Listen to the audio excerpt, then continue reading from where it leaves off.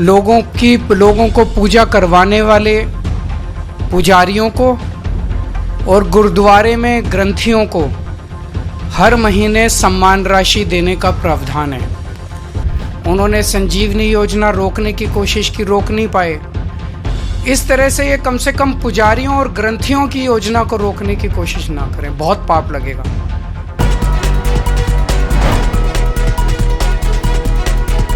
दोस्तों नमस्कार, मैं संजय मग्गू और मौजूद है देश रोजाना के डिजिटल मीडिया मंच पर। दिल्ली में चुनाव है, विधानसभा का चुनाव। फरवरी 2025 के अंदर दिल्ली की विधानसभा का चुनाव होना है। इसके लिए कभी भी चुनावों की तारीख का ऐलान हो जाएगा। और जब दोस्तों चुनाव होता है तो उस समय की राजनीति बड़ी अजब गजब हुआ करती है। इस समय दिल्ली की राजनीति भी बड़ी अजब गजब है। दिल्ली के जो मुखिया हैं, पर्दे के पीछे वाले मुखिया, दिल्ली की मुखिया तो आजकल आतिशी हैं, दिल्ली के मुख्यमंत्री तो आतिशी हैं, लेकिन पर्दे के पीछे के मुखिया हैं अरविंद बाबू, अरविंद केजरीवाल। अरविंद केजरीवाल आजकल रोज नए तीर तला रहे हैं, रोज नए वादे ऐलान कर रहे हैं, रोज नई घोषणाएं कर रहे हैं। आज एक गजब इत्तेफाक था।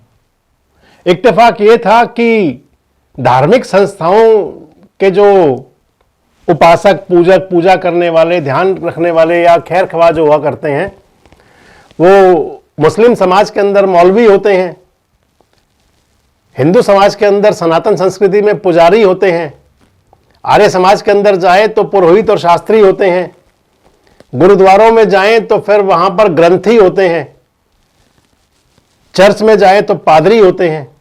ये वो हुआ करते हैं जो वहां की आध्यात्मिक जो संस्थाएं हैं, मंदिर, मस्जिद, गुरुद्वारा, गिरजाघर, इन सब का जो ध्यान रखते हैं। दिल्ली के अंदर पहले से ही जो मौलवी हैं, मौलवियों को खासकर जो है, खाली दिल्ली नहीं, बहुत सारे राज्य हैं जहां पर तनख्वाह मिला करती है पहले से ही। तो दिल्ली के अंदर मौलवियों को पिछले काफी समय से तनख्वाह नहीं मिल रही। 7-8 महीने हो गए मौलवी आंदोलनरत हैं। पिछले दिनों भी उन्होंने धरना प्रदर्शन किया और कल कह रहे थे कि, और आज भी कह रहे थे, मौलवी एसोसिएशन है जो उनकी, वो कह रहे थे कि हमारी जो तनख्वाह है, जो वेतन है, वो नहीं मिल रहा, इसलिए आंदोलन करेंगे और दिल्ली सरकार के खिलाफ, आम आदमी पार्टी के खिलाफ अगर जरूरत पड़ी तो प्रचार भी करेंगे चुनाव में। लेकिन मौलवियों के इस विरोध के बीच में अरविंद केजरीवाल ने एक नया तीर चला दिया।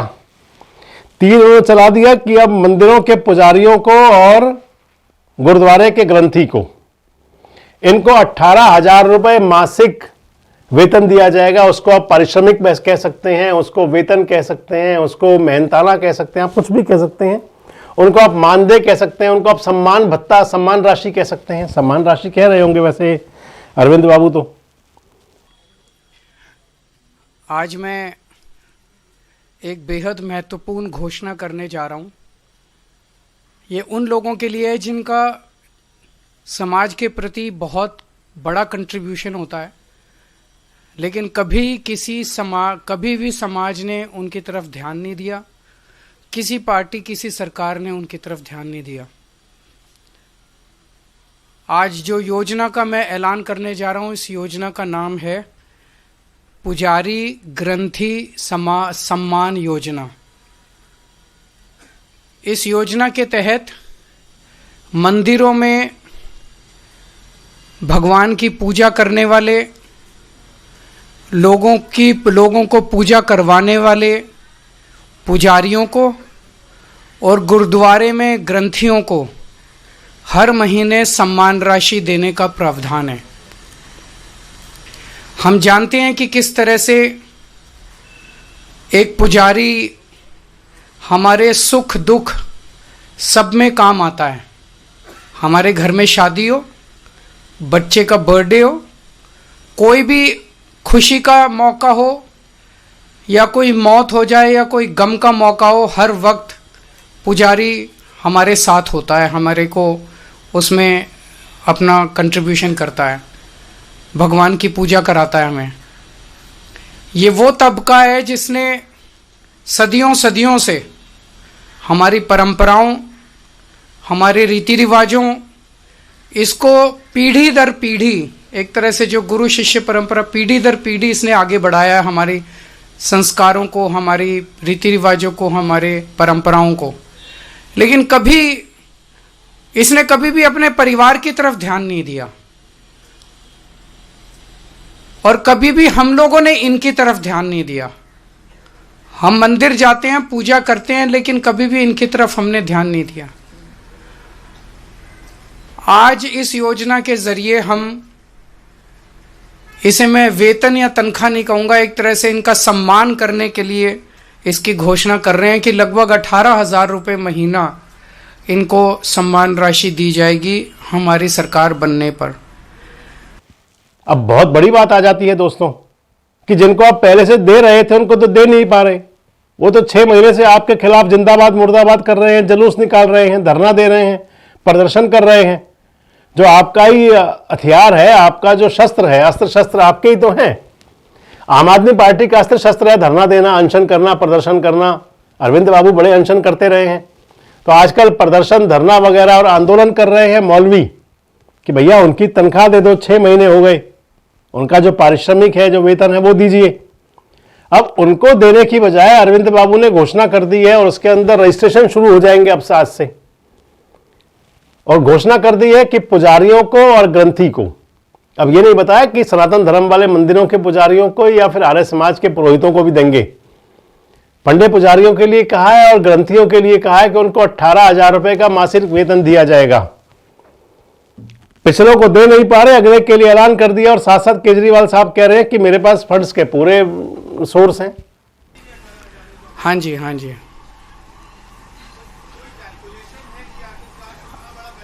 जो भी होगा उसकी चिंता मत कीजिए, पैसे की कमी नहीं होने देंगे। भैया जब आपके पास पूरे फंड के सोर्स हैं, जो आपके पास पहले लगे हुए हैं, लगे सरकारी माना जाएगा उनको, तो आप उनको तो कम से कम दीजिए। मौलवी आंदोलन कर रहे हैं। आज मैं एक चैनल पर डिबेट देख रहा था, अनुराग ढांढा से डिबेट कर रहे थे जो मौलवी साहब हैं, जो वो कह रहे थे कि आखिर हमें जवाब दो कि आप हमारे पैसे 6-7 महीने से क्यों नहीं दे रहे। अब दोस्तों महत्वपूर्ण बात यह आ जाती है कि आखिर चुनाव के अंदर इस प्रकार के जो जुमले चलते हैं, जो रेवड़ियां चलती हैं, आप समझ रहे होंगे दोनों नेताओं की भाषा है, आखिर ये क्यों चलते हैं और कहां तक चलेंगे, कहां तक चलेगा सब कुछ। ये आखिर राजनीतिज्ञों को किसने राइट्स दे दिए होते हैं कि जनता के गाढ़े खून पसीने की जो कमाई है उनको अपने हिसाब से वो कहीं भी लगा लें, कहीं भी कह दें। क्योंकि किसी राजनीतिक दल की या नेता के पास में उनकी कोई पैतृक आमदन नहीं होती जिससे वो घोषणाएं किया करते हैं। सरकार के खजाने में जो पैसा जाता है वो जनता के खून पसीने की जो गाढ़ी कमाई होती है, जिसको आप और हम विभिन्न करों के रूप में, आयकर के रूप में, जीएसटी के रूप में और तमाम जाने अनजाने कितने ही कर हैं, कितने ही जो टैक्सेस हैं, जिनके रूप में हम सरकार के खजाने में दिया करते हैं। लेकिन सरकार के जो प्रतिनिधि हुआ करते हैं, जो हुक्मरान होते हैं, शासनाध्यक्ष होते हैं, नेता होते हैं, अपने हिसाब से, अपनी सहूलियत के हिसाब से उनकी घोषणाएं करते हैं। देखा तो जाना चाहिए कि इन घोषणाओं का उन टैक्स पेयर्स पर कितना असर पड़ता है। और टैक्स पेयर्स की राशि, क्योंकि केजरीवाल साहब हिसाब किताब पक्का लगाया करते हैं। पिछले दिनों वो कह रहे थे कि जीएसटी का जो हम जितना जो अंश है सेंट्रल गवर्नमेंट को दिल्ली देती है, दिल्ली को उतना पैसा वापस नहीं मिलता। तो ये उनसे बात तो टैक्स पेयर्स भी पूछ सकते हैं कि हम जो टैक्स के रूप में आपके खजाने में जो पैसा जमा करते हैं वो किन योजनाओं पर लगेगा। क्योंकि आप तो जनता की बात करते रहे हैं, आप तो हमेशा से कहते रहे हैं कि जनता से पूछकर फैसला होगा। आप तो शुरू से कहते रहे हैं कि गांव के अंदर गांव सभा होगी, मोहल्ले के अंदर मोहल्ला सभा होगी, वार्ड के अंदर वार्ड सभा होगी, लोगों से पूछ करके लगाया जाएगा कि कहां पैसा लगाएं। तो आखिर क्या टैक्स पेयर्स से पूछते हैं? क्योंकि पिछले दिनों एक घोषणा और की अरविंद केजरीवाल साहब ने, जिसको लेकर के उन्हीं की सरकार के अधिकारियों ने अखबार के अंदर इश्तेहार जारी किया। योजना थी महिलाओं के सम्मान की और संजीवनी योजना दूसरी।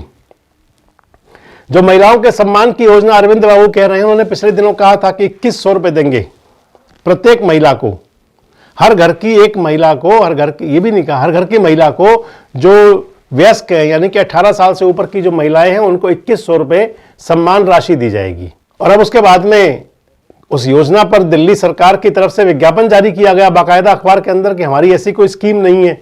वाद विवाद चल रहा है और अब इसको एलजी साहब ने इसकी जांच के आदेश दिए हैं। एक संजीवनी योजना शुरू की अरविंद केजरीवाल साहब ने, उसके रजिस्ट्रेशन की बात भी कही। और संजीवनी योजना के अंदर यह है कि हर व्यक्ति को पूरा उपचार दिया जाएगा। हालांकि दावे तो पहले से ही हैं।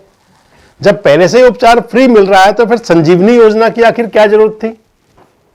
जब आप पहले से ही सबको फ्री उपचार दे ही रहे हैं तो फिर ये नई संजीवनी योजना का क्या उद्देश्य हो सकता है। लेकिन क्योंकि चुनाव है तो चुनाव के अंदर ऐलान, घोषणाएं, रेवड़ी, जुमले, मूंगफली, रेवड़ी सब कुछ बटेंगी ये, और वो सब कुछ चल रहा है आजकल। अब देखना ये है, अरविंद बाबू ने कहा है कि जो इनकी योजना है पुजारियों यानी कि पंडे पुजारियों और ग्रंथियों को मानदेय देने की, सम्मान भत्ता देने की 18,000 रुपए पर मंथ, इस पर सेंट्रल गवर्नमेंट रोक ना लगाए, भारतीय जनता पार्टी इसके ऊपर कोई रोक ना लगाए। मेरी भारतीय जनता पार्टी से हाथ जोड़ के विनती है, जैसे उन्होंने पुलिस भेज के फर्जी केस करके महिला सम्मान को रोकने की कोशिश की लेकिन रोक नहीं पाए, हुआ रजिस्ट्रेशन, हो रहा है रजिस्ट्रेशन। उन्होंने संजीवनी योजना रोकने की कोशिश की, रोक नहीं पाए। इस तरह से ये कम से कम पुजारियों और ग्रंथियों की योजना को रोकने की कोशिश ना करें, बहुत पाप लगेगा। वैसे उन्होंने ऐसे ऐसे कर्म कर रखे हैं, पाप तो उनको लगेगा ही, लेकिन इससे और ज़्यादा पाप लगेगा, भगवान भी नाराज होगा। एक तरह से पुजारी और ग्रंथी हमारे और भगवान के बीच में एक ब्रिज का काम करते हैं, सेतु का काम करते हैं, हमारी प्रार्थनाओं को भगवान तक पहुंचाते हैं। तो अगर आप पुजारियों को तंग करोगे, ग्रंथियों को परेशान करोगे, उनके पास पुलिस भेजोगे, तो जाहिर तौर पे उनके मन से बद्दुआ ही निकलेगी। अगर आपकी योजना ठीक होगी तो कोई रोक नहीं सकता। खैर, सबसे महत्वपूर्ण बात है दोस्तों कि क्या जिस प्रकार से चुनाव के दौरान खासकर ये जो वादों के पिटारे खोले जाते हैं, घोषणाओं की जो थैलियां खोली जाती हैं, आप इसे कहां तक वाजिब और जायज मानते हैं? अगर जनता के टैक्स पेयर्स का पैसा जो है, टैक्स पेयर्स जो अपना पैसा दिया करते हैं सरकारी खजाने के अंदर, उसका उपयोग किस प्रकार से हो, क्या इसकी भी टैक्स पेयर की भागीदारी नहीं होनी चाहिए इसके अंदर भी? और आपको क्या लगता है कि चुनाव को लेकर के जो किए जाने वाले वायदे कितने पूरे होते हैं? क्योंकि कई सरकारों ने पहले भी वादे किए हैं, कई पार्टियों ने पहले वादे किए हुए, कितने पूरे आज तक हुए और कितने पूरे हुआ करते हैं?